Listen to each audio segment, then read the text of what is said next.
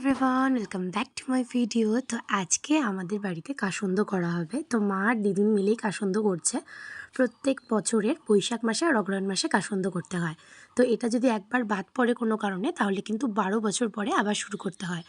তো এটার অনেক রকম নিয়ম আছে। দেখো, সমস্ত উপকরণ দিদুনরা রেডি করেছে, আর এটার জন্য পুজোও করতে হয়। তো মা স্নান করে ঘরটা বসিয়ে দিল, আর এদিকে তো দিদুনের সকালের পুজোও হয়ে গেছে।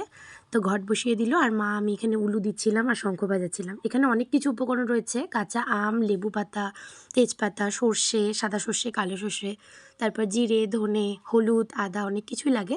তো তারপর দিদুনও প্রণাম টনাম করে নিল, আর এগুলো সমস্ত কিছু একটা কৌটোর মধ্যে ভরে ফেললো। তো মা এখানে প্রদীপ দেখাচ্ছে, আরতি করছে, আর আমিও উলুধ্বনি দিচ্ছিলাম বাইরে বসে। এদিকে তো নিচে আমাদের ভুট্টাগুলো ছোড়া হচ্ছে। দিদুন আর আরাধ্যা মিলে ভুট্টা ছুলছিল, তো আমরাও ছুলছিলাম। আমি আবার ভিডিও করতে ওপরে এলাম আর কি। তো এত গরম ছিল আজকে, তোমাদের আর কি বলবো, পুরো ঘেমে নিয়ে গেছি। সকাল সকালই আমার স্নান হয়ে গেছিলো, আর এই অবস্থা দেখো। তো উপরে বসে এই যে ফ্যানের হাওয়া খাচ্ছিলাম একটুক্ষণ। এদিকে মা সমস্ত উপকরণগুলো কৌটোয় ঢেলে এগুলো এখন নিচে নিয়ে যাবে।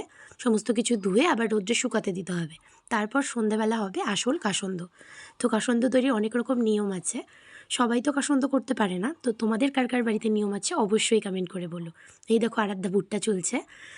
তো ভুট্টা চুলতে তো বেশ মজাই লাগে, কিন্তু অনেকগুলো ছিল ভুট্টা। এখনও তো মাত্র একটা ক্ষেতেরই হয়েছে, বাকিগুলো তো বাকিই রয়েছে এখনও।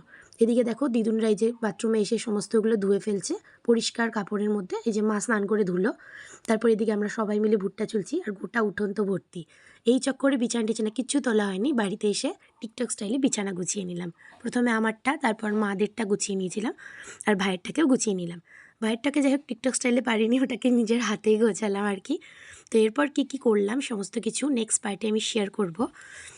তো তারপর দেখো, মা এখানে কাসন্দ তৈরির জন্য আদাগুলোকে ভালো করে পেস্ট করছে, মানে পাথর দিয়ে ঘষে ঘষে ঠিক করছে।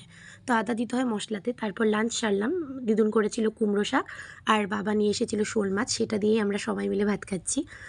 তারপর তো বিকেলের দিকে ভাত টাত খেয়ে আমি পড়াতে গেছিলাম কুন্তল আর নৈরিতকে। তো ওদেরকে পড়িয়ে টড়িয়ে, এটা সন্ধেবেলার ক্লিপস। সন্ধেবেলা আবার এই যে ভুট্টা ছোলা হচ্ছে। সমস্ত ভুট্টাগুলোকে তাড়াতাড়ি করে রোদ্রে শুকাতে হবে, বৃষ্টি পড়লেই কিন্তু সমস্ত ভিজে যাবে। তো এই দেখো, এতগুলো ডিপ নিয়ে বসেছি আমরা সমস্ত ছুটতে। তো গোটা উঠোন তো থই থই করছে শুধু ভুট্টা।